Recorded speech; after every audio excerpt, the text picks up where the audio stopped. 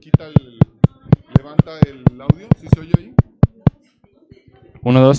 No, pero ahí, ¿sí se ve el movimiento? Eso, exactamente eso quiere decir que sí está saturando, pero que sí hay audio.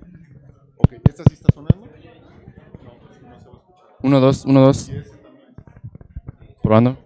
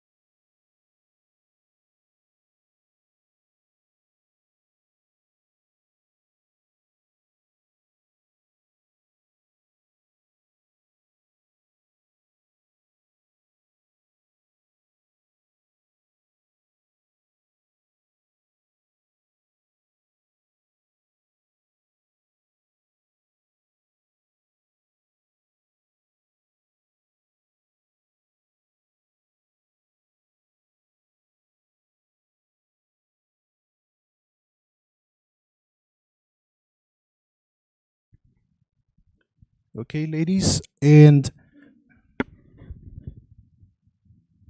in order to start this debate, we need to figure out who's going to be going against and in favor of this discussion. So first, I would like for one of you guys to put a hand and get one of these papers. And you get another one, please. What I want both of you guys to do is to show it around the audience and the judges to tell them who is in favor and who is against. And please tell us which school are you in. Bachillerato Cervantes Loma Bonita.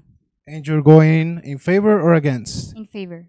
In favor. So I'll put the sign, and Loma Bonita is in favor. Keep this one here. And Colegio Cristóbal Colón will be against, en contra, and Guadalajara will be in favor.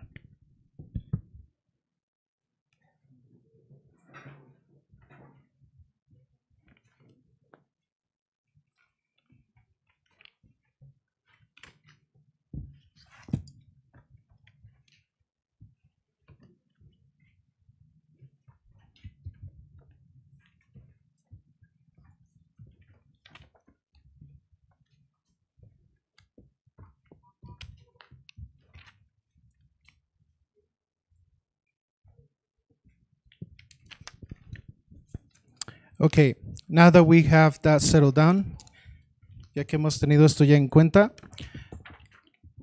so be Cervantes will be in favor, right? Cristóbal Colón will be against, en contra. And the topic of today is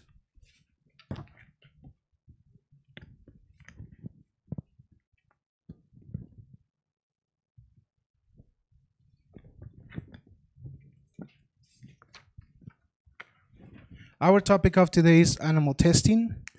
Animal testing, taking here to the mean of uses of animal in research for the purpose of furthering human concerns, such as drug efficiency and the safety of the products, such as cosmetics, in an endeavor fraught with controversy and difficulty with technical arguments. Animal testing has clear and undebatable benefits to the humankind. For example, the developing of drugs to combat deadly disease.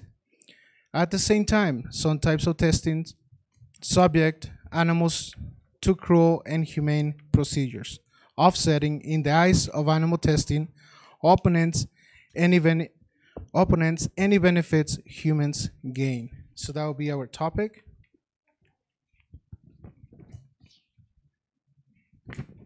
Now, prospects in favor. The landscape of modern medicine will equationally be vastly different without animal testing in the mix. For example, research on dogs in which the animal's pancreas were removed led to the discovery of insulin in the early 20th century. This has several and improved the lives of millions of diabetic worldwide.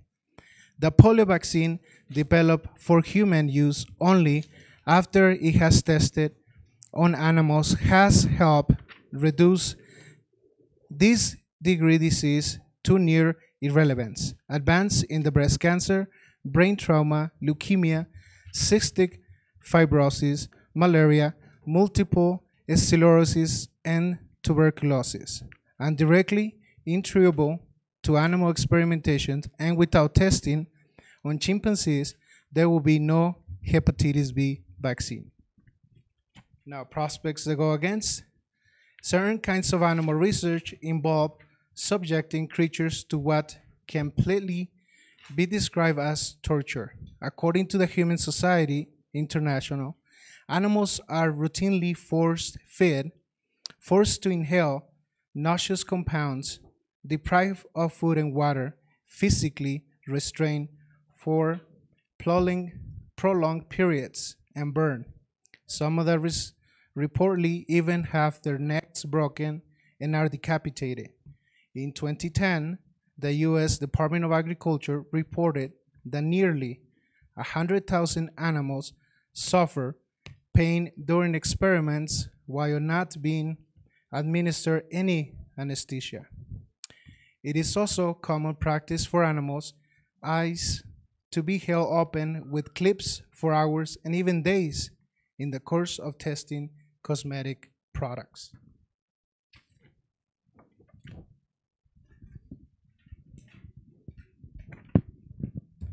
Now, now that we have been established, let me remind you general rules of the debate. Participants, you can only you can only have maximum of 5 participants.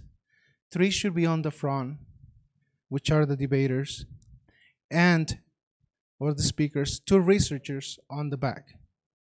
The number of each team of debaters can have printed information, which includes books, sheets of paper, flashcards, dictionaries, etc. So pretty much anything that has something printed on, non-electronic devices. It is completely prohibited to use any electronic devices such as laptops, mobiles, or tablets.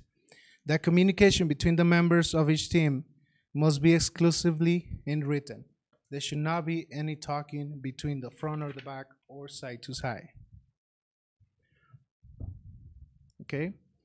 Just as making fun of another, now about models, just as making fun of another team verbally or with gestures, as well as shouts or hitting the table are forbidden. Behaviors during that debate, the moderator must, and I should inform the judges if that happens. So please, let's just be polite with each other. Para toda la audiencia, tenemos que guardar el respeto. Ellos no pueden hablar entre ellos mismos. Toda la comunicación que ellos hagan debe ser por escrito. Solamente son 5 personas las que están en los debates, 3 enfrente y 2 atrás. ¿Sale? With all these rules already mentioned, we'll go to the next stage of the debate, which is the exposition of the opening statement. In this case, you guys can have a paper in order to support your ideas, but you cannot read more than 3 lines. And this is throughout the debate. Por favor, se les pide, pueden apoyarse en cualquier documento, pero no leer más de 3 líneas en ningún momento en todo el debate.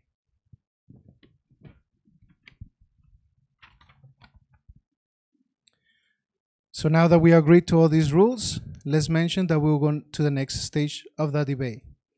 It's the opposition of the opening statement. So we start with the opposing team, and you guys have 4 minutes to do you guys' opening statement. And I'll let you guys know when the time is running so you guys can start with that debate.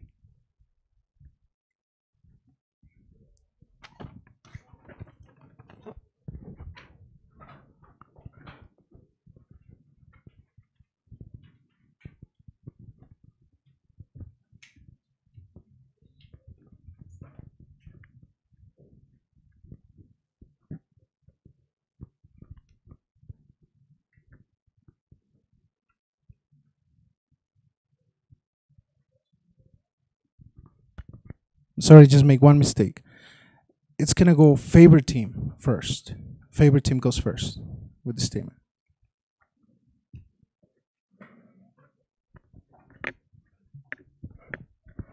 And as I mentioned, when I say ready, you start reading and that or saying your opening statement, and that's when your time starts. Okay, and after you finish, I'll close the time.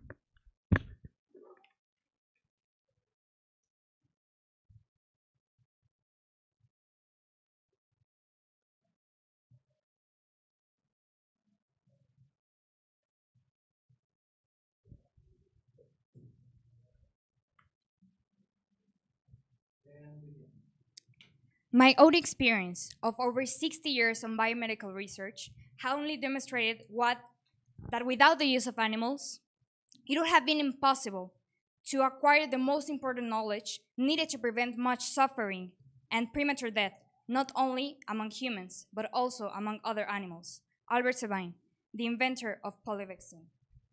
Good afternoon, honorable judges, moderator, and opposition team.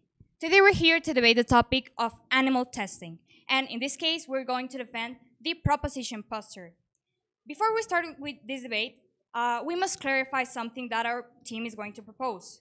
That in this debate, we're only going to defend animal testing on if it has scientific purposes. So in this case, we will not be defending any form of animal testing in the cosmetology industry.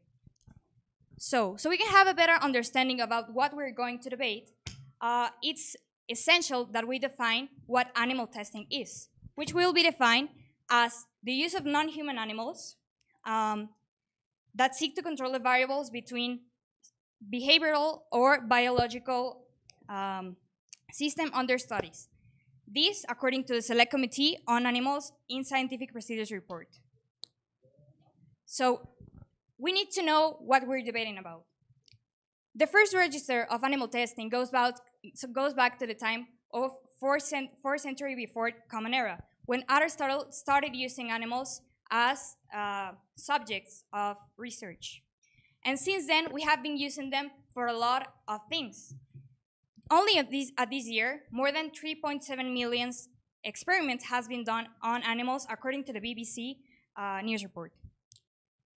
And we wouldn't be able of, if I wanted to talk for the entire hour of this debate, I wouldn't be able of just saying all the benefits that we have accomplished thanks to animal testing. But I'm going to mention the most important ones, which will be on the medicine field. Basic things such as organ transplants or blood transfusion first started by testing the procedures on dogs.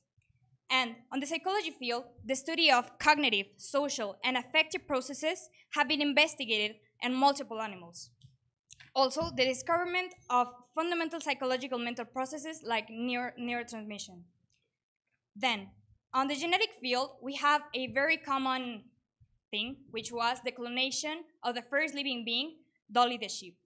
And finally, on the investigation of how the metabolism works in outer space, we have the clear example of Laika the dog, and a lot of other animals have been sent to space, so we can know how does the body reacts. It's very important that we clarify and recognize something in both postures of this debate. Animal testing has been essential for scientific progress, but it can also make some form of harm. But the question that we need to answer in this debate is, how is animal testing ethically justifiable? And in this case, we're going to defend that it's ethically justifiable to test on animals because the benefits that it brings are way much variable than the prejudice that it can cause. Even though that all these advances that I just mentioned are in the past, what are we doing now? Illnesses like cancer or Alzheimer's disease are being researched right now. For example, in Alzheimer's disease, there are many tests that are being done, so we can take a protein from a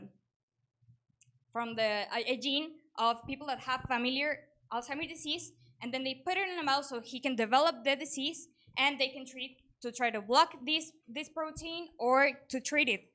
And each one of the lives of animals that have been used to animal testing have impact on the lives of humans and other animals. Millions of lives have been saved thanks to these scientific advances that first started on a laboratory on a little mouse. On this debate, we're going to answer three main questions with our arguments that we have prepared previously. First of all would be, how does animal testing benefits the world? The second would be, is it necessary to maintain this practice? And the third one would be, can we improve the methods utilized on animal testing?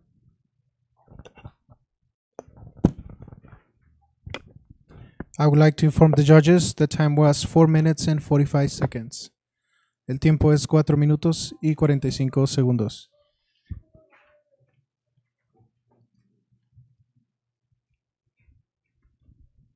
And now we start with the opposition team with the opening statement. So please, can you come to the front and let me know when you're ready.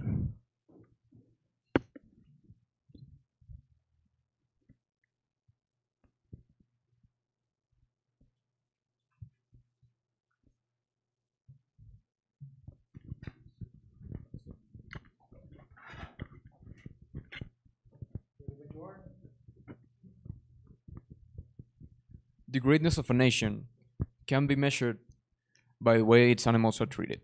Mahatma Gandhi. Good morning, judges. Well, good morning, judges. Moderator, opposite table, and audience that joins us in this debate. We are gathered here to talk about a very relevant topic that involves animal rights, the treatment that we get the welfare related to humans, and the treatment that we give them as the natural order that we live in. The topic that I'm referring to is animal testing. First, I would like to define animal testing. Animal testing is the use of any live animals for any scientific experiment that is likely to cause them harm, suffering, distress.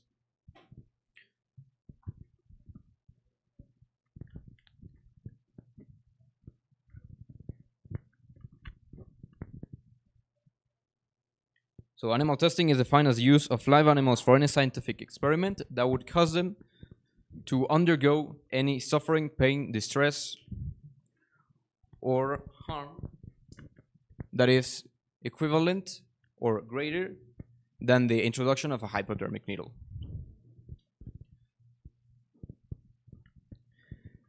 Every experiment involves a procedure, and procedures are not the same as taking your pet to the veterinary, your pet to the vet. Animals used in laboratories are deliberately harmed, not for their own good, and usually killed at the end of the experiment. These are all acts of negligence, as they assault their rights and defy their dignity, making it seem as they are worth less than humans. This lack of sensitivity reflects nothing more than the tolerance that we are willing to give to animal cruelty, going so far as permitting such inhumane acts addressing animals. Now, the dependence that we give animal testing is irresponsible and unnecessary, as there exist other alternatives that could bring more accurate results and without even the use of animals. Also, these tests are not always justifiable because there are many studies that present flaws that invalidate the veracity of the results obtained. Some of the alternatives that I mentioned are in vitro testing, microdosing, microfluidic chips, and computer modules that could replace animals in research.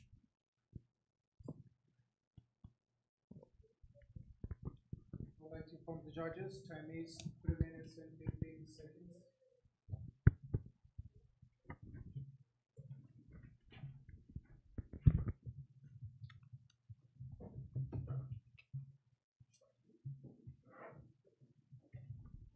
Now we'll jump to the next section, which is the question, answer, replica section. The amount of time for this section will be 15 minutes and up to 25 minutes maximum. La siguiente sección, pregunta, respuesta y réplica, solo son de 15 a 25 minutos. Next, we're going to start with the second part of this debate, the question, answer, replica section. The dynamic is the following.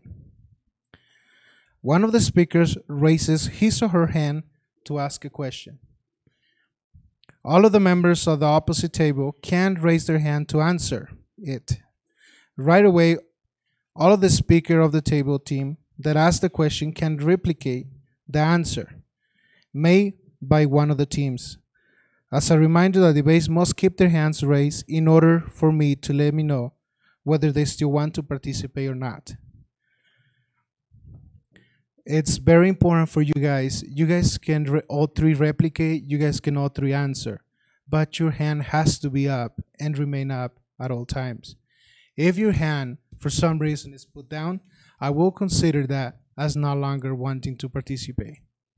Una vez que los participantes quieran hacer uso de la palabra, tienen que levantar la mano y dejarla arriba hasta que se les dé el turno de hablar.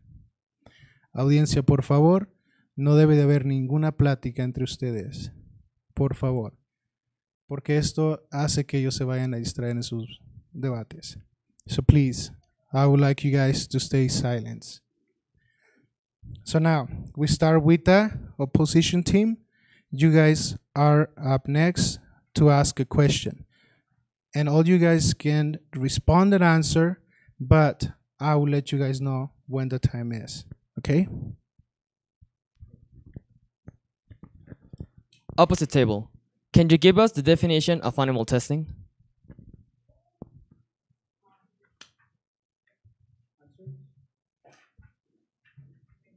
The use of non-human animals to experiment, in experiment that to control the variables that affect the behavior or biological system under study.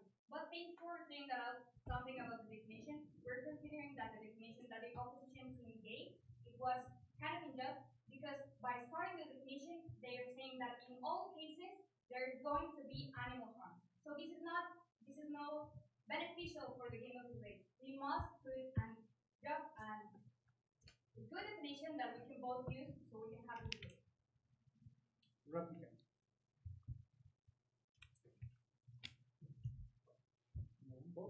Just as the opposite Just as the opposite table said that we gave a wrong definition, I say that you got the topic wrong.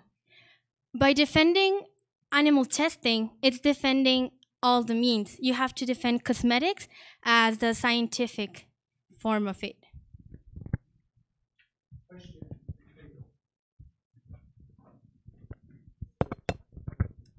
I'm sorry. The opposition team just said that these methods of animal testing are not always justifiable. But my question is there a case where animal testing is ethically justifiable? Please make sure your hands raised up so that we answer.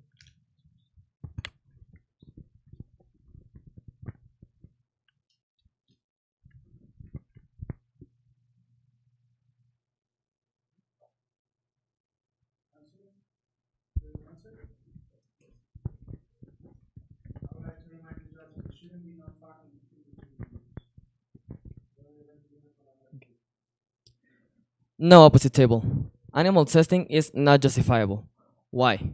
The animal ethics tell us that a form of discrimination is speciesism. If you don't know, speciesism is a form of discrimination where you put your interest before the another species welfare. And animal testing puts our interest, human interest, before the animal's interest. So no, it is not justifiable. It is not ethically justifiable. We're saying that our interests are the only one in play, but they are not. In fact, you just mentioned also in your opening,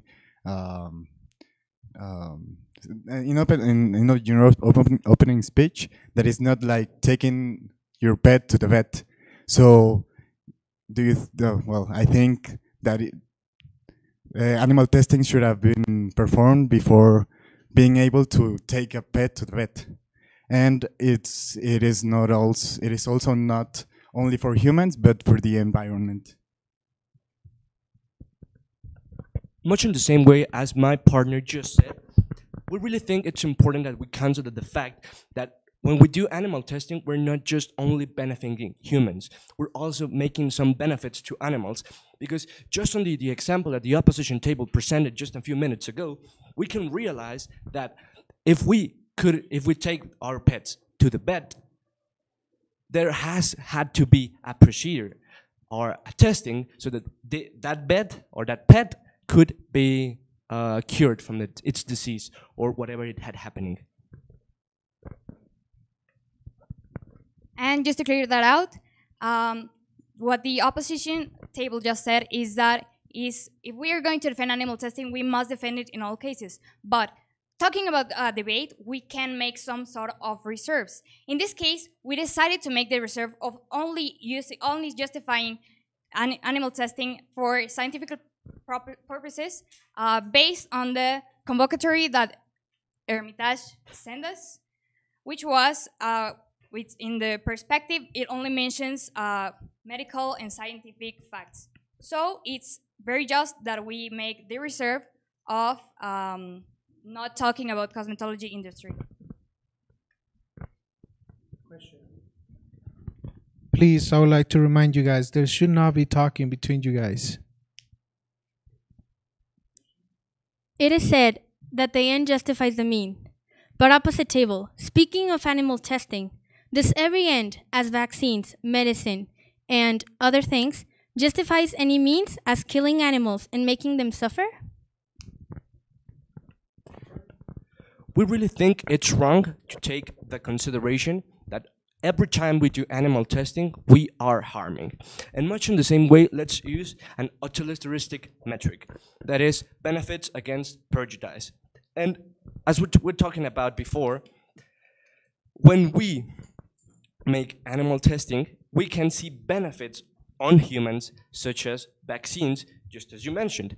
But the point here is that those benefits that we get actually are worth something and have a bigger impact than they have a prejudice on the animals, because we're not killing them on all cases, and that is a misconception that we can identify on the opposition table.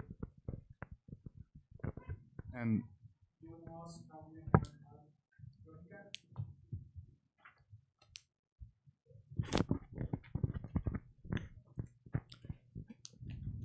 just say that every end justifies every mean. So it actually doesn't. Why? Because we could use another method that could get us better results in a shorter time, and also they probably will be more exact. And some examples of this are makeup brands that use other methods and do not test in animals, and they have, well, success. Some of these brands are She Moisture, 100% pure, Wet n Wild, Well People, and many more. So no, every end does not justify every mean, and not when we're talking about animal testing.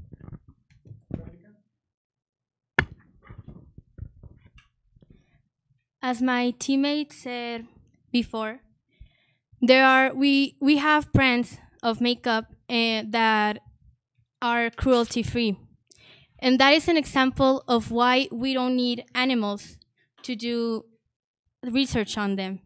If there are brands with cruelty free, why are there others that have to make animals suffer just for the benefit of a lipstick or an eyeliner, which is not in the basic of a human life?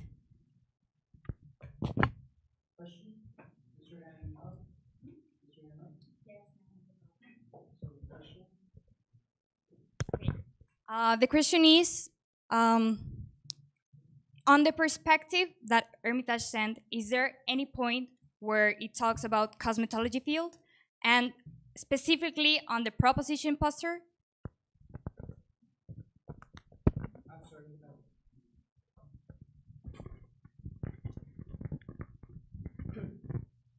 No, opposite table. In the proposition that Hermitage, that the Valladolid Institute sent us, it does not mention cosmetics ends, but you need to investigate more than just what they send us. Why?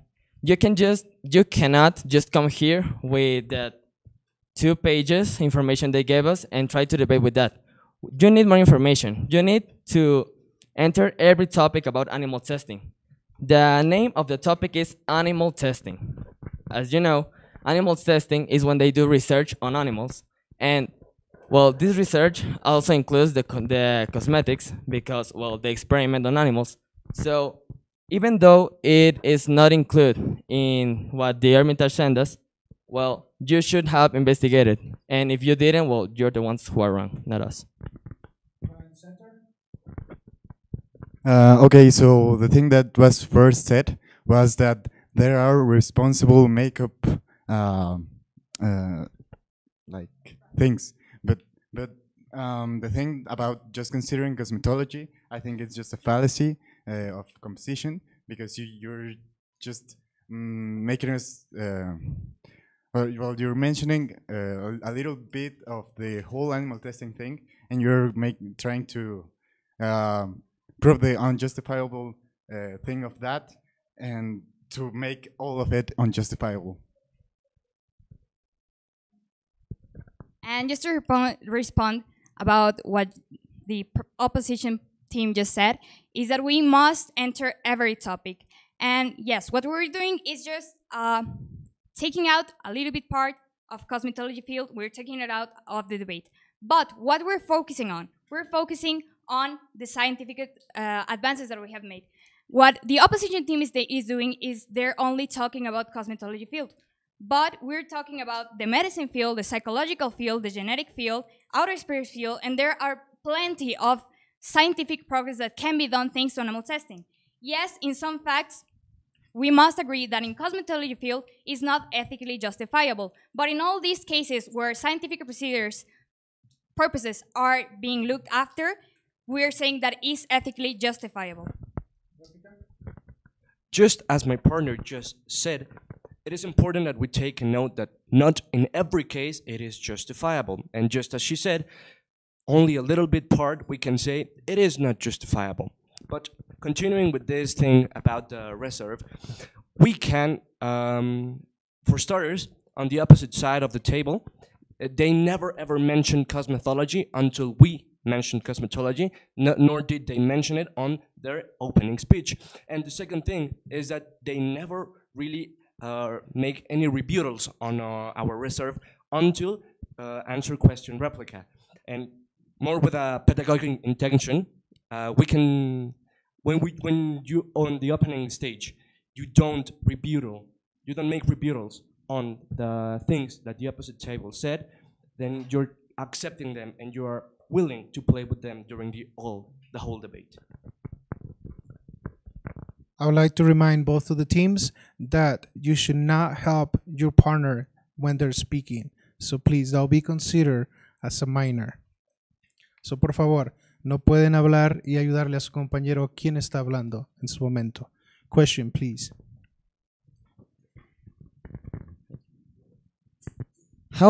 Why is it necessary for animals to suffer when there are other methods that can take the same results? Yes, again, in cosmetology field and even in some scientific field, we can use some alternatives, but not in all cases. That's what we're saying. For example, in the psychological field, I'm just taking out our second argument, which talk about the necessity of the measure. There's this thing called, just wait a second, where there's a psychological process where a human, when it knows it's being observed, its behavior changes radically. And what we're saying is that, for example, in the psychological field, it could not be replaced, for example, on an in vitro test or on a simulation of a computer test. In the psychological field, it could not be replaced. In other fields, for example, on the medicine field, we can test a pill for whatever disease on separately the liver, but we wouldn't know how it affects the brain. That's why animal testing is used. So we can have an understanding of a full living body, not only of the alternatives, which are in vitro, simulations, and etc.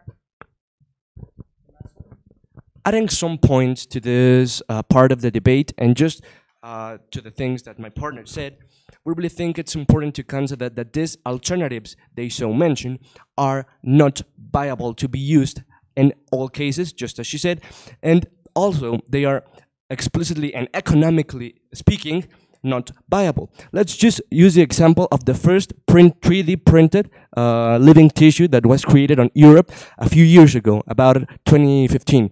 And what happened here is that the printing of a of a hamburger meat about this size was about 300,000 euros. So if we plan to use those, we would have to make such a big investment that it would not be viable to do it. And for that measure, we're also going to take one of our arguments, which talks about the economical benefit that we get. And that is the point that if we try other alternatives, we will be spending too much money. But if we keep on doing animal testing, we can get the most benefits, that is saving people, with the less money, and that is the clearest benefit we can get. And okay, that also gives us reason in our third argument, which is in when we can actually improve those other measures by using animal testing. Those, how do you think those measures or those ways of experimenting were created? Well, obviously by animal testing. And we do not have all of the information needed to complete the viability of the use of these methods always. So right now at this moment in history, we still need to do animal testing in order to improve and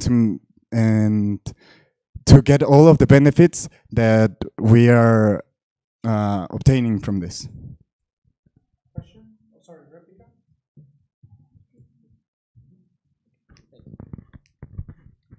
First of all, opposite table, just say that animal testing cannot be used in every aspect or area.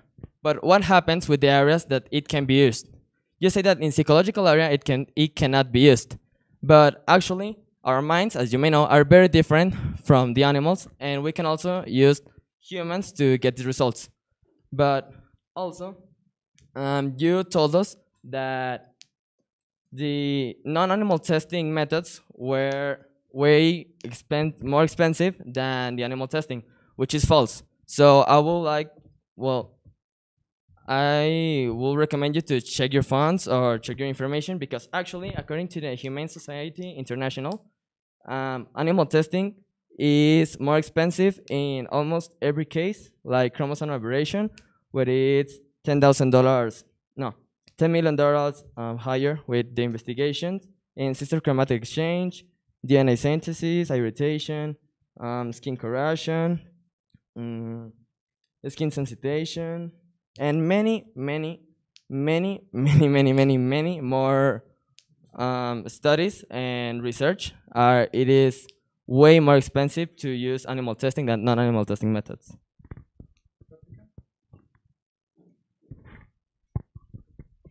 You mentioned another method instead of animal research, and it was in vitro testing. And it is not the only method that there is. It is in silico testing as well, microfluidic chips, cell lines, parallel artificial membrane permeability, assay. And these other methods are even better than animal testing. And as my teammate already said, the cost of it are less, and animal testing is even more expensive. Okay, so trying to answer what the opposition table just said, I really want to ask the following question. How much does it cost, or how much does it take? What are the implications of doing just those testings that you mentioned, those alternatives, potential alternatives?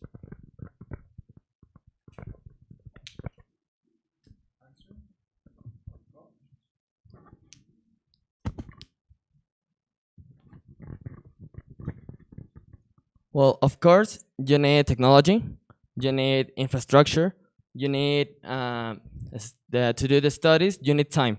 But actually, now that I'm mentioning time, it is proven by the Humane Society International that the animal tests take way longer than non-animal tests. As this animal test takes months or years to conduct and analyze, and with other methods like computer simulations, it is way faster.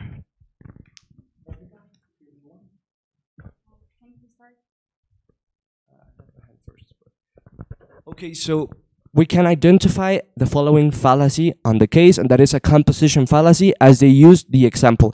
Okay, just because chromosome testing, obtaining certain parts of the genetic code, which are very, very small and require very advanced infrastructure, and of course very costly infrastructure, it will most likely be costier than the normal thing. But the point here is that not because those examples are costlier means every single example is costlier. And for that side, it gives us the reason on that point. But it also gives us the reason on the point that, okay, we can accept the fact, or maybe we can take it as true, that it takes way longer to do on animal testing. However, as we mentioned previously, it has better cost efficiency, and it has, up until now, brought the best results. And also, on the points, on the alternatives that they mentioned, there hasn't really been many records played on how the responses are given or the information is obtained. So it would be going into a field that we do not know yet, and that would represent having to change many of the things of the status quo, which, as we previously mentioned, would represent investment and would represent things that are not necessarily beneficial for the status quo. I would like to remind both teams that if you're called when your hand is raised, if you don't have nothing to say, you might lose your turn or your team. So please be careful. If your hand is up, it's because you're ready to speak. So please, Vito, replica. So, yes, we agree that this is okay. The new technologies used are can be used in many cases, but they cannot be used all of the time. And as well as there are, as well as it inflicts pain, we give you that. It inflicts pain. And there are other methods, but they are not applicable to all of the things. And we as humans recognize the damage, but we can attend the negative consequences of this by constantly improving these methods. Okay, but how can we improve these methods? By using other older methods, like if you said older methods like animal testing.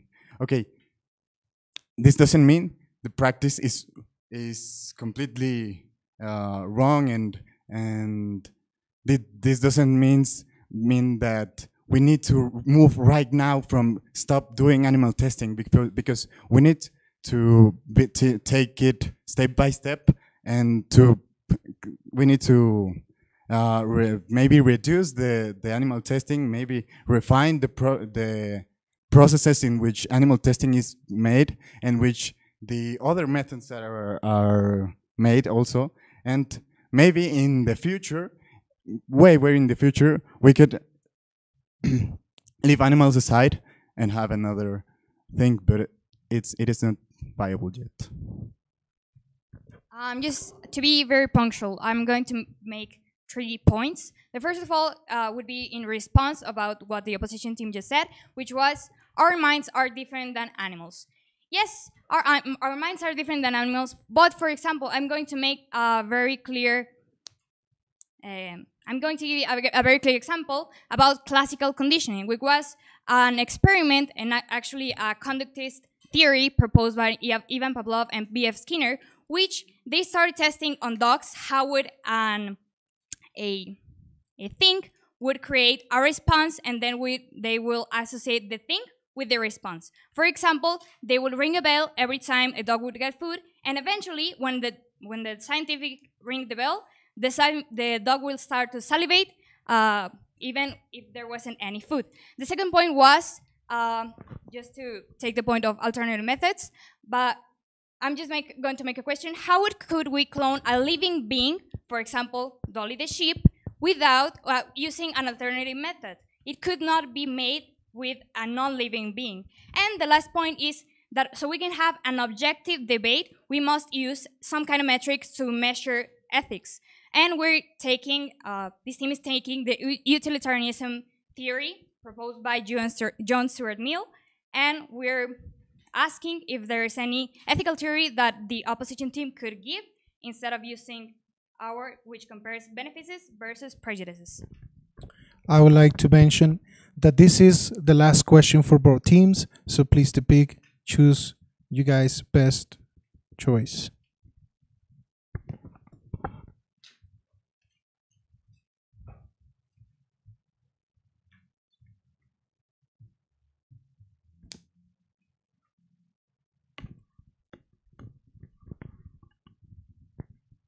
Opposite table. Going along the posture that you have established, would you say that humans are worth than animals? Are worth more than animals?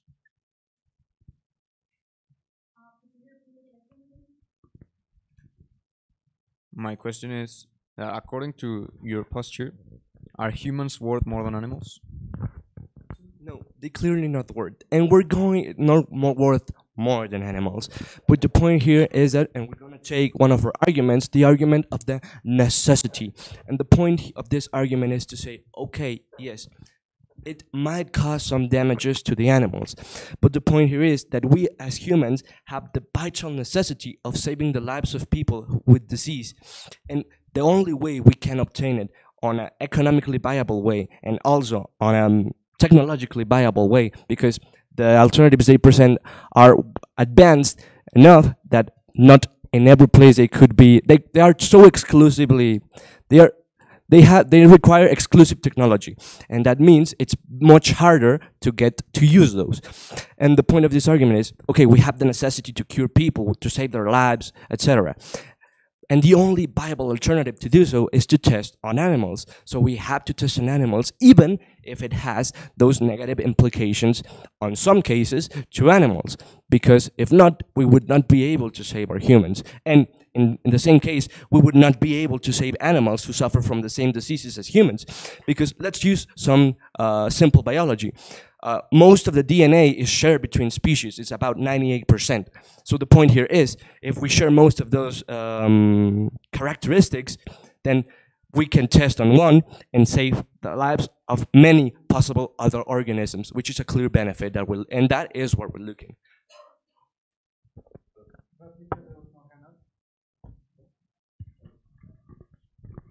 Well, opposite table, with your answer, you're contradicting yourselves. Why? Because first you said that we humans are not worth more than animals. But then you said that we need to focus on saving human lives, and that is without thinking about animals' lives. Because in many animal tests, the animals go harmed or even killed, in many, not all. And also, you say that not that the technology that is needed to do the non-animal testing methods is not available in all the places, but also the technology, because it also requires technology to do animal testing, it is not available also in every place. So actually, the places where the animal testing methods can be available also have the non-animal testing methods available. Also, with your answer, you just show that the speciesism is a form of discrimination, and you show that you're actually being a speciesist at caring more about human lives than animals' lives. The world is advancing in technology. What surrounds us is advancing and developing, and us humans are using more technology each time. By using animal research, you mentioned it was an old technique, and it is. And saying it is a necessity, saving people's lives is a necessity, but there are other ways of doing it, because we need to save animal lives as well. We're making them suffer, and we're taking them under procedures. A procedure is any act that may cause an animal a level of pain. There are much levels of pain, and the most used is the mild one, and the severe one as well. Cervantes, last question. Has any of the opposition team members ever used a medicine to treat fever?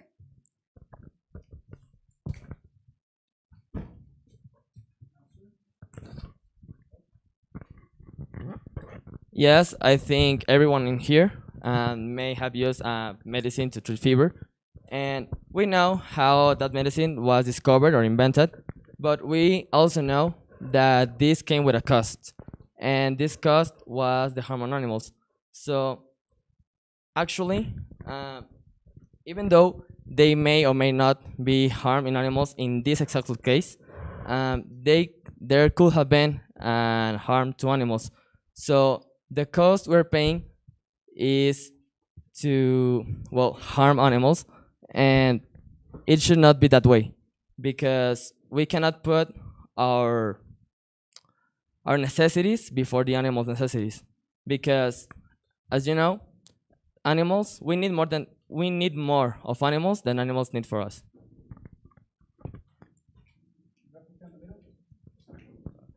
Just previously, you mentioned that we never think about animals' lives, but that's completely a mistake, and I would like you to put a little more attention on this debate, because we did say that we are paying attention to animals' lives, and the way that we can save animals' lives and human life, both of them, through animal testing, discovering new methods to treat, discovering the same things that we share with those animals, and using the same methods to save this different species. We are thinking about animals, and much in the same way, I would use part of the definition that you just said.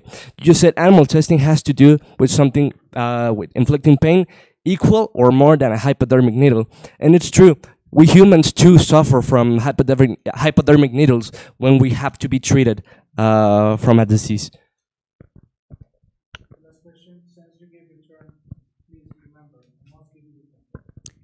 Just a replica of the question that I just answered is that yes, the opposition team, the proposition team, the members of the public probably have already used medicine to treat fever or other diseases. What we're saying at this is that thanks to the animal testing that was made on a mouse or a dog or whatever, on the specific, in this example of a treatment for fever, this animal testing saved probably your life or my life or the public's or whatever's lives. And I'm just trying to make this question so we can point out the first argument that we were talking about a lot, and is that it's ethically justifiable to test on animals because we're based on an utilitarianism metric, which basically compares the benefits versus the prejudice. We're saying that yes, the benefits are a lot, for example, saving our lives, and the prejudices are that in some cases it can be some form of harm. But by just responding that some form of harm that can be done, we also have another argument that basically talks about, yes, animal testing can be harmful sometimes, but what we're doing, and not this team, what the scientifics are doing, is that they're applying the 3 R's method, which basically says that first of all, we should reduce the animals used in animal testing. Second of all, would be refine, which basically it's improving the animal's welfare by its habitat, food, and in some cases, for example, if it's going to have an operation, to have anesthesia, if it's going to die, then kill it humanly. And finally, as my partner said, maybe in some future, in a long future, when scientific progress is really, really good, we could replace it. But at this moment, and at this time we're debating, it's not possible to replace everything that we have to investigate, for example, psychological that wasn't answered, or whatever other things, only by using alternative methods. Now we just have come to an end to that question, answer, and réplica section. Acabamos de terminar con la pregunta, respuesta, réplica. Now we'll have a 10-minute break. During this time, advisors of each table will be able to get closer to his or her students, but without any devices or notes.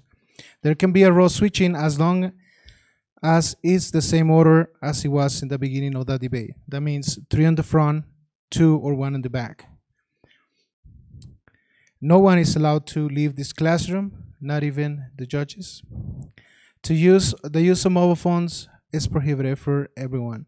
So please, in this 10-minute break, I would like the audience to please stay in silence, no side conversations, and let's begin our break. 10-minute break.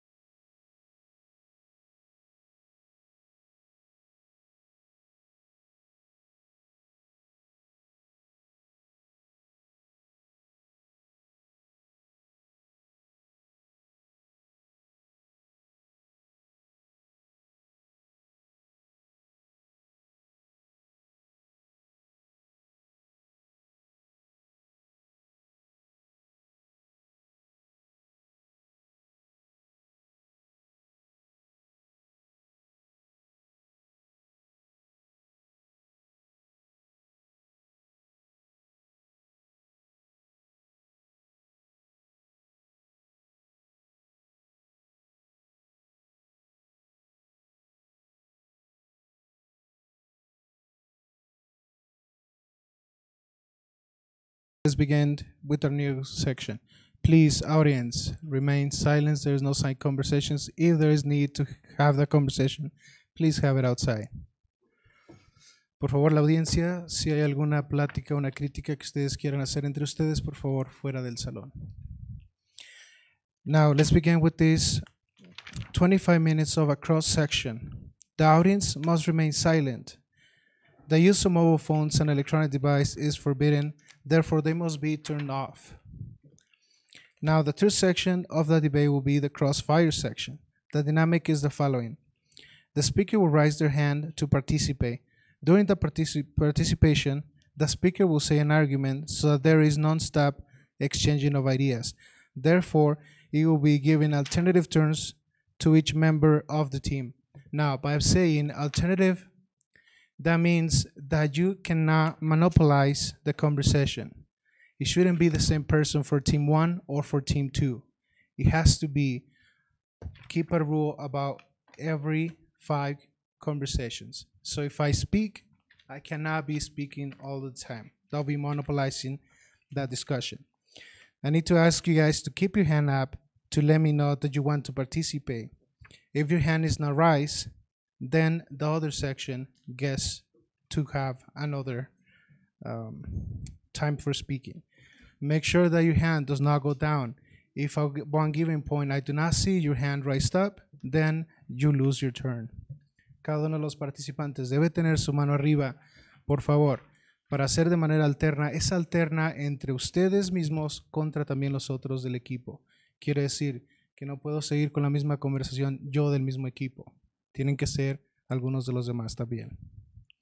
So, we start with this section with the in favor team. And that would be our team Cervantes.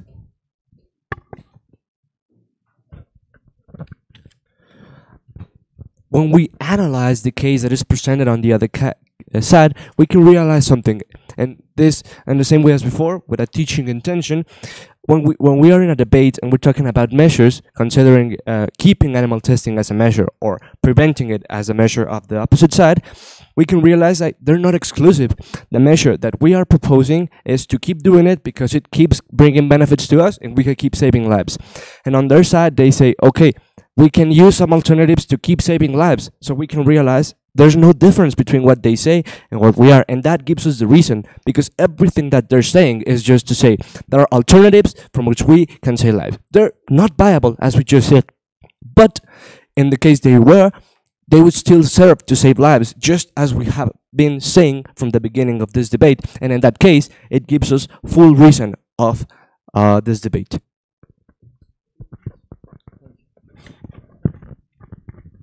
First of all, opposite table, I would like to say many things that you accepted that can support our posture.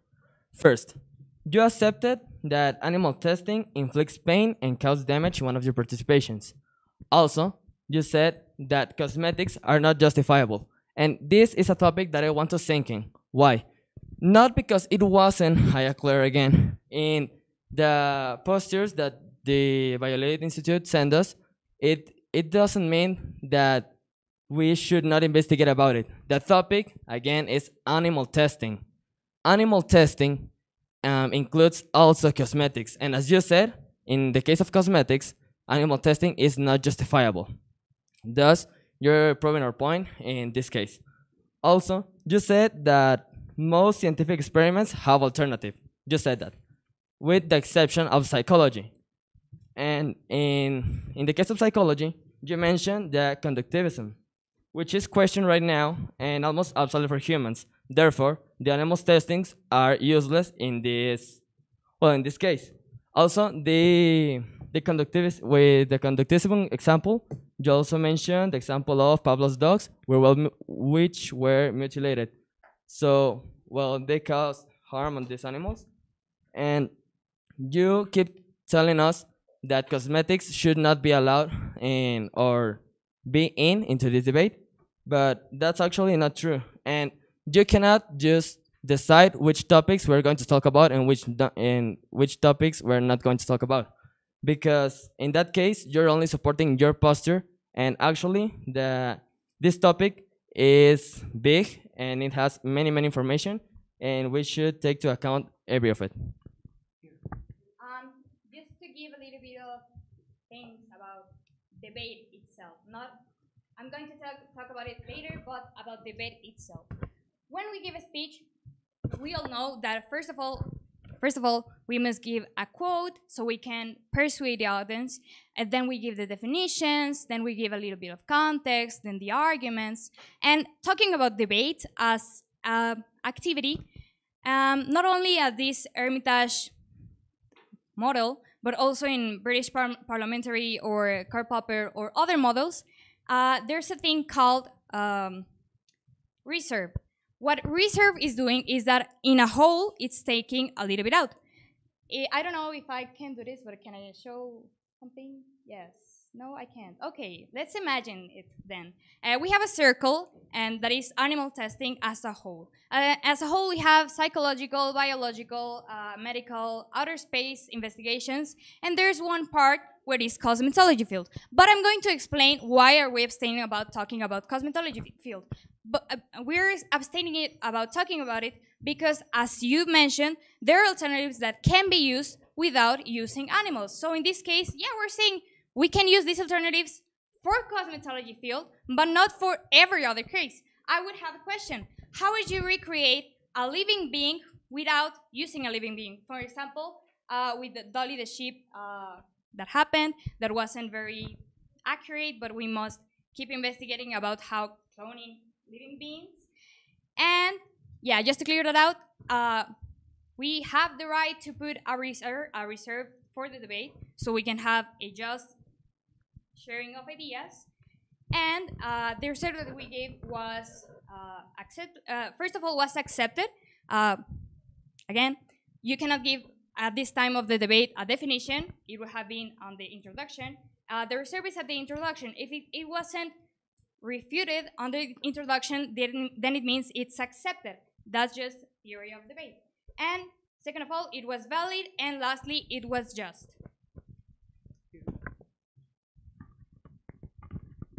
Opposite table, thanks for proving our point about psychology. And I would like to mention a point that you proved in the time of question replica. You talked about animal testing being a necessity for saving lives, but it is not a necessity for cloning animals and for psychological research. That is not vital. Animal testing is not a necessity. It was a necessity 50 years ago when they didn't have the technology we have today. I would like to give you some examples so that the actual Nobel Prize has over 70 prizes in medicine research that gives us reason. Okay, so I'll tell you the role of HPV and HPV in causing disease, the development in vitro fertilization, adaptive immunity, matures, and other things, parasitary infections, cancer therapy, and circadian rhythm, which end up being necessary, in fact, to our lives.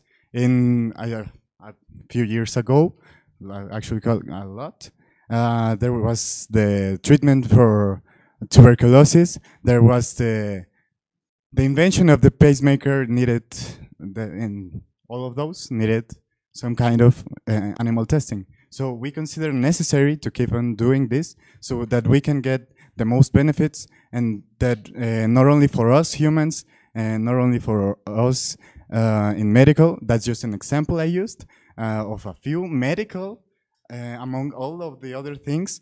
So I think it remains necessary to keep on using animal testing.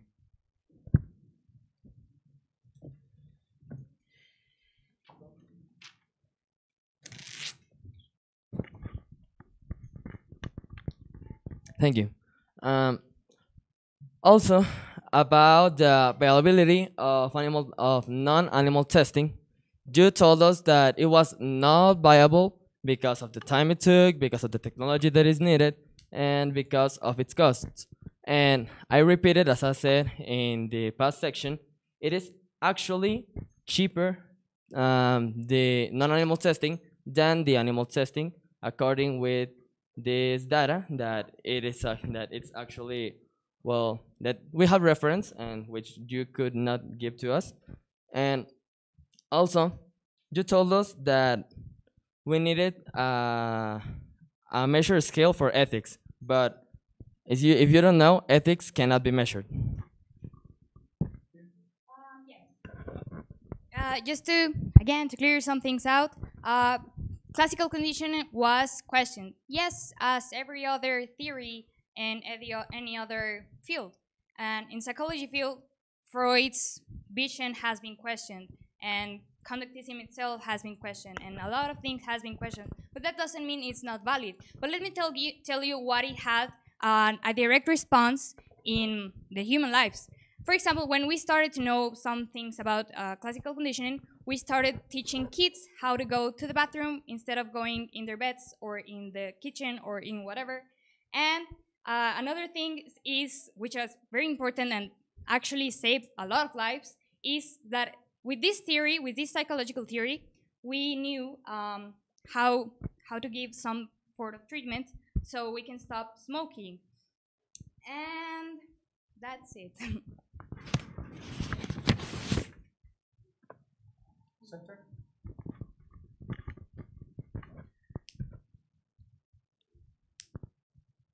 Okay. Would you discredited the other alternatives that exist to replace animal testing? One of your main points was that it was expensive. Expensive to find alternatives to not use animals. By saying that, you're putting money over animal welfare. And that is speciesism, again, because you're putting the human interests of economy against the basic necessities of animals. You shouldn't put human necessities over animals, because you would be refusing to seek other alternatives that don't use animals just because it's expensive. Again, it's speciesism, because you will still be harming them and devaluating their lives. There is no cost for animal welfare, because you yourselves admitted that humans are not worth more than animals. So we see it that way. We shouldn't see the money and the investment and the time that it requires to get to this point as an obstacle for it. Okay, so I want to make 3 points really, really clear. The first one is about ethics, and yes, there are ways to measure ethics. Number one being utilitaristic, which means prejudices against benefits. Second is axiological, which means values, good values or bad values that are presented on something. And the third way to measure it is on the deontological way, and that is basically of what it should be or what it would be likely that, or what would be likable for it to be. And up and though these things are based on philosophers, and real data, so please don't say there's no way to measure ethics. Second point is about the scientific method, and we're talking about a process. And to make a change on the way you say, because let's make some point clear. We're talking about the status quo, what's happening right now, not what's going to happen in the future. And the point here is that to switch to those things, those alternatives that we already proved non-viable, we would have to take a lot of time, and on that time, we would not be able to save the lives of people that need to be saved. And up on that point, we can see it's negative, it's a prejudice, and upon the utilitaristic metric that we are using, it falls to our point. And on the third point, it's about that something they said about we discarding methods. No, we never discarded them. We just said they're not economically viable to be used right now. Again, we're talking about right now, not in the future, not what could happen. What is happening and what can happen right now.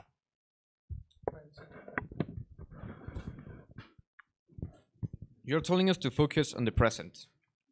However, we cannot ignore and not want to take into account what could happen in the future.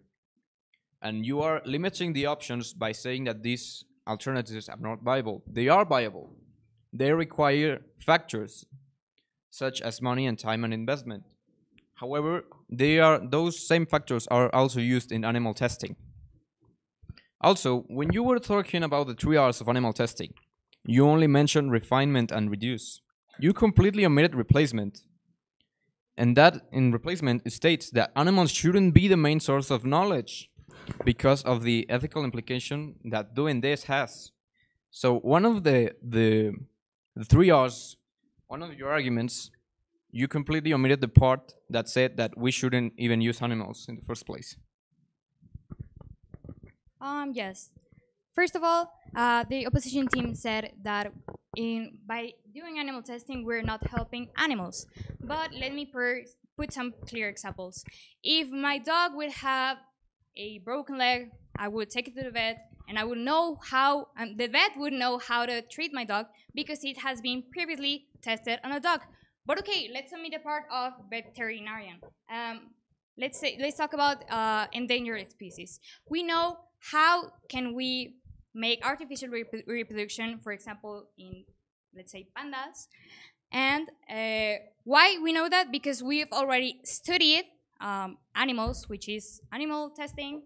And thanks to animal testing, we can help endangered species or our own pets or other things. The second point I wanted to make is that alternatives, is it viable, is it not viable? What we're going to say is that your proposition and our proposition, which is alternative methods and animal testing, are not, it can be done at the same time. We agree that animal research is not the only point that we must base all of our scientific procedures, but it's something that can be done. And in a lot of scientific fields, it cannot be replaced by alternative methods. But what we're saying is that we can do both at the same time. We cannot live without animals. That is a fact. We depend on them. But if we put it the other way around, animals don't depend on us and they can live without us. And is that how we treat them and use them? It is ethically and morally wrong.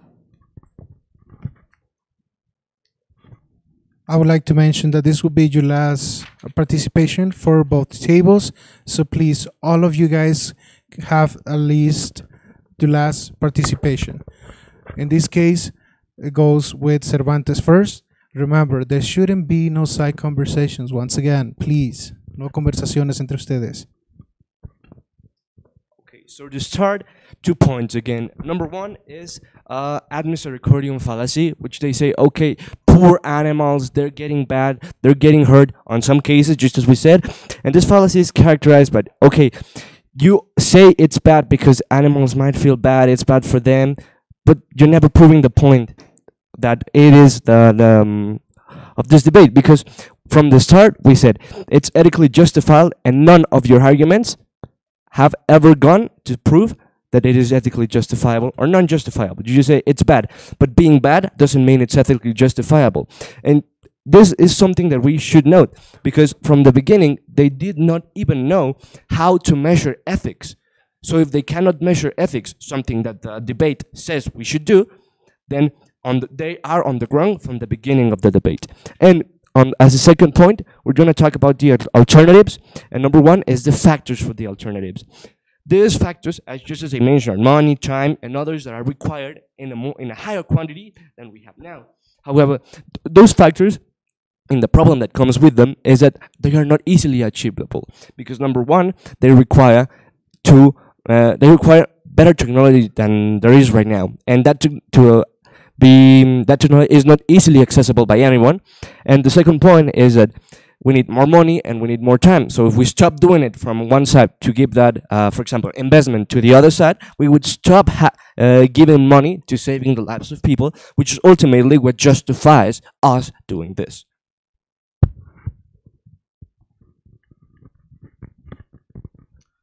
Opposite table.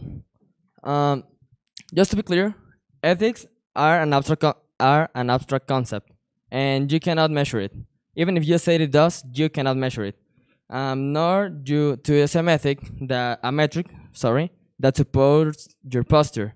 You cannot treat a subjective topic with an objective premise, and otherwise you are contradicting yourself. But well, in a case where we took your metrics as valid, you gave us three metrics. One was what should or should not be done. Actually, what should be done is stop animal testing. Why? Because of the arguments we've been saying all this debate. It shouldn't be, no, it shouldn't continue. And also you mentioned cost-benefit measure. And we've proven that the cost for animal testing is way cheaper than the cost of, no, it's way expensive, more expensive than animal testing. And you can get the same benefits. Also, we need to focus on, well, you talked to us about antibiotics and the fever, but those are cases that happened in the past. We need to focus on today. With the technology of today, we have new methods, we have new ways that can, well, benefit us without compromising the animals. And as you said, as you accepted in your past participations, most scientific experiments have alternative. So, well, actually, the animal testing that we're doing right now is not justifiable. Not because it supports your posture, you have to say it. It is not justifiable because of the fact that we can do it other ways, and it will take us to have cheaper cost and the same benefits. Yes, I want more participation. I said 4 teams, everyone, one last Talking about ethics being a subjective matter and that it can't be measured, that just, I mean, I'm not saying that your reasoning is wrong. I mean, it's of course logical to think that abstract things that can be measured, but it's not wrong. It's just fake. Ethics can be measured. Said again, it can be measured on a utilitarianism metric proposed by John Stuart Mill and John Metham, and they can be done by other things. And the part of should the axiological thing where it was no the ontological thing which was should it be done or shouldn't it be done? We're just saying that it should be done because it brings us a lot of benefits that we have a lot of benefits, and yes, we have some kind of harm. But what we're saying is that to prevent those forms of harm that we agree that in some cases can be very bad to animals, we're applying the 3 R's. And to bring that out, we said that it can be replaced, but not at this moment, because the alternatives that the scientific world is giving us aren't enough for scientific research, and it can be refined, which means improving the welfare of animals, and it can be in some cases reduced.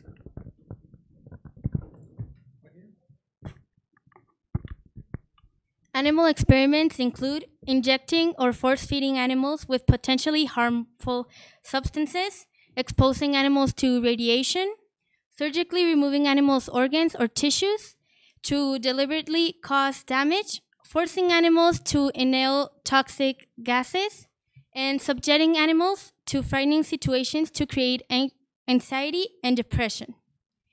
It is still not understandable why we keep doing this instead of using the other methods we have to keep putting animals under this type of pain and distress when we can use other methods. Again, you're just, well, I think it's just saying again the same things, that poor animals, they're getting hurt. And I think that is just, that is just fake up to this point of the debate, because we already said that those other methods are not viable right now, and we also said that it is justifiable to test on animals.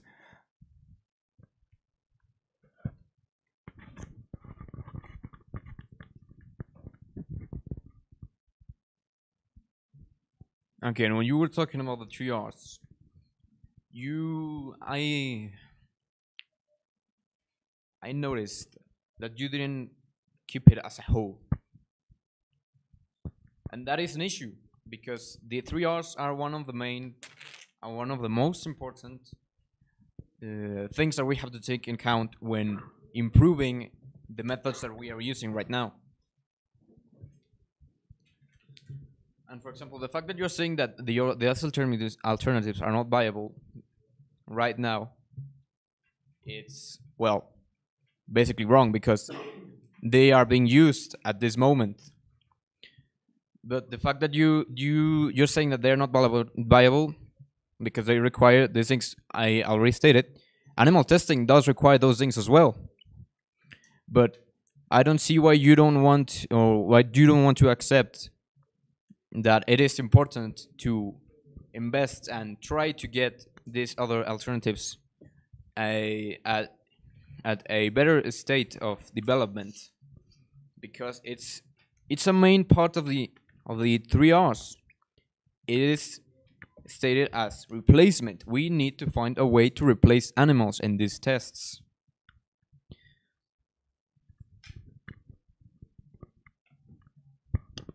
Ladies and gentlemen, we'll come to the end of this debate. Now, each team has to present their closing statement, and you guys have 4 minutes maximum. So to finish this debate, each tables will expose their closing statement. We remind you, it should not take longer than 4 minutes. Everyone, please stay silent. Por favor, todos guardando silencio. Los equipos tienen su closing statement de 4 minutos. Y vamos a empezar con el opposition team, which is the pig.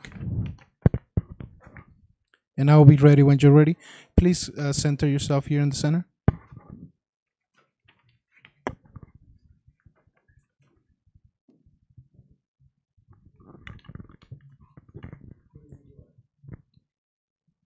First of all, I would like to thank everyone that is here for joining us in this debate. To the judges, to the moderator, to the opposite table, and the audience in general. This debate was very rich and we learned a lot from it. But we can say that our posture is the right one and our posture is the one that should be followed. Why? First, you tell us that we keep saying the same things, but that's actually not true. We talked about that it was unethical, that it may offer invalid results, that it's more expensive, that there are other methods that do not hurt the animals, and about the discrimination form that is speciesism. So, well, our arguments were varied and supported by funds, and well, we can assure that these arguments are the ones who support the correct posture. Now, you tell us that the cosmetics should not be taken into account. I am making this topic very relevant because you said and you accepted it, that cosmetics are not justifiable with the harm of animals. Then, well, cosmetics should not be used in animal testing, as you say. And well, this proves our point, that animal testing is not ethical. Also, as I said, you accepted that it inflicts pain and causes damage on animals. It will never be ethical or good or justifiable to kill or to hurt an animal, a person, or whatever thing, living thing that can be on Earth. Also, you said that most scientific experiments have alternatives. Thus, you're saying that most cases can't take the results without the use of animal testing. So, are you implying that in the case of this test, where other methods can be used, it is not justifiable to use animal testing? So if you are, you're proving our point again. Now, as I said, we need to talk about actual cases. We cannot talk about things that happened 50 years ago. We need to talk about what's happening now. When we talk about the medicine for fever, for example, as you said, we're talking about something that happened more than 50 years ago. Now we have the methods. Now we have some replacement option to not use animals and not hurt them. And now that I say replacement, let's not forget that you omitted the third R of the 3 Rs, replacement. When we talk about replacement in the 3 Rs of animal testing, we're talking about not using animals, to use another ethos that can replace the animals and not hurt them. Then, when you omit this, you're only proving that the information you have, that the information you're using, you're just omitting what it is not supporting your posture, and thus you are omitting the important parts of this. Well, and to conclude, let me remind you that hurting an animal will never be justifiable. It will never be good. It will never be ethical. We cannot keep doing this. We cannot keep doing the animal testings. Thank you. I would like to inform the judges that the time is 3 minutes and 32 seconds.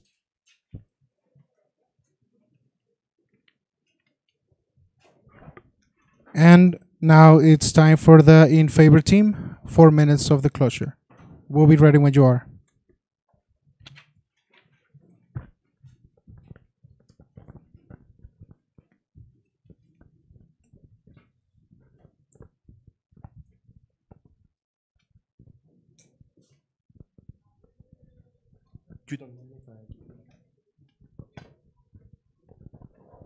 So today we were convoked here to talk about animal testing. And first of all, I would like to thank Instituto Valladolid for sharing this experience with us, and also everybody that is present here, because it's really important and it's an exercise of debate that has given us the opportunity to show our ideas.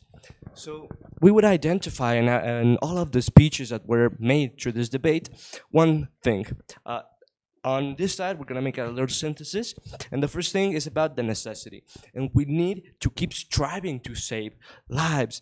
And one point that is very, very important is that from the beginning, they have been telling us, okay, the advances that have been made are very, very old, and we haven't even gotten anything soon. Well, let me put you an example, and this is reality. I have an aunt which has multiple sclerosis, and the treatment for her disease just came out about 2016. So this is a point that I really think it's important, because all of these advances that they say they're too old, we haven't gotten anything new, well, that's not true. And for example, in 2018, we got treatments for cancer that work with the immune system, promoting the killing of cancer, carcinogenic cells. And also, okay, the lives of those who are sick and who in the future might get sick are important for us.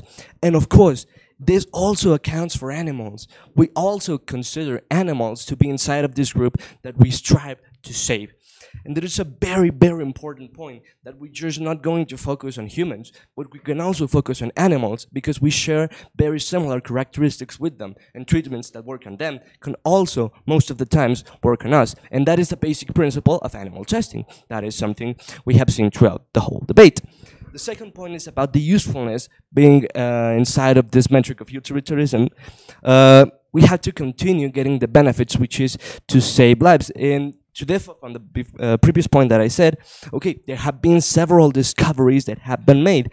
And yeah, there have been old, there have been new, and we can strive to keep making these discoveries, to keep saving even more lives than we have already saved.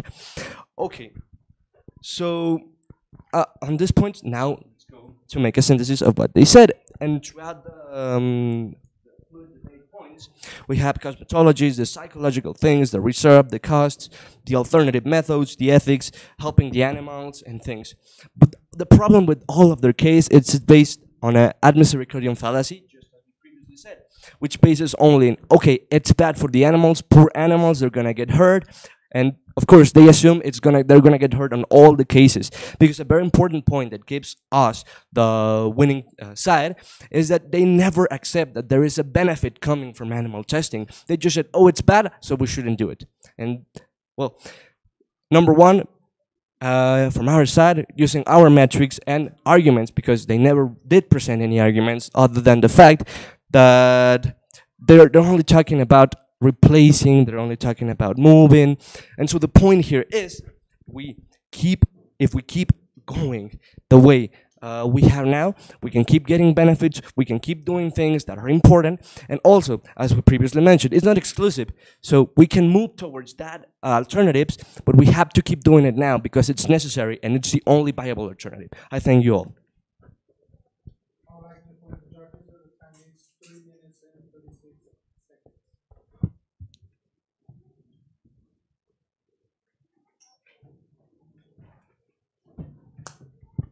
Now, ladies and gentlemen, while the judges finish the evaluation, we ask all the audience to please remain silent and with your electronics devices, please turned off. No side conversations, please, while they give us the final decision.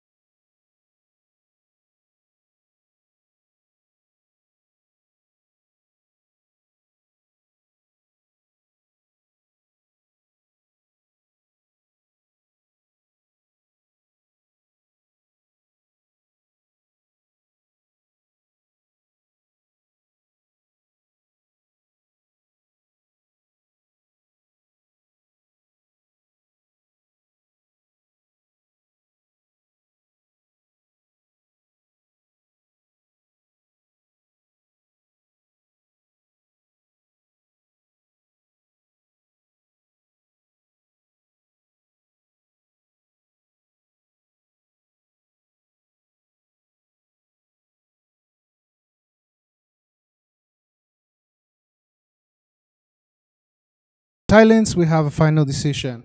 So before we finalize this debate, we want to congratulate both teams, and we offer a round of applause for both teams, please.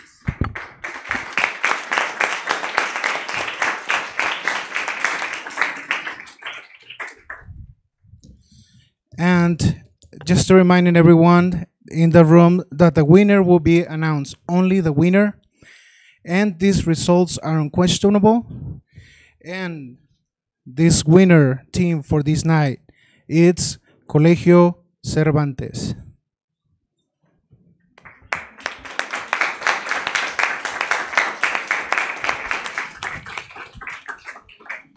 Asesores, por favor, de venir aquí al frente para firmar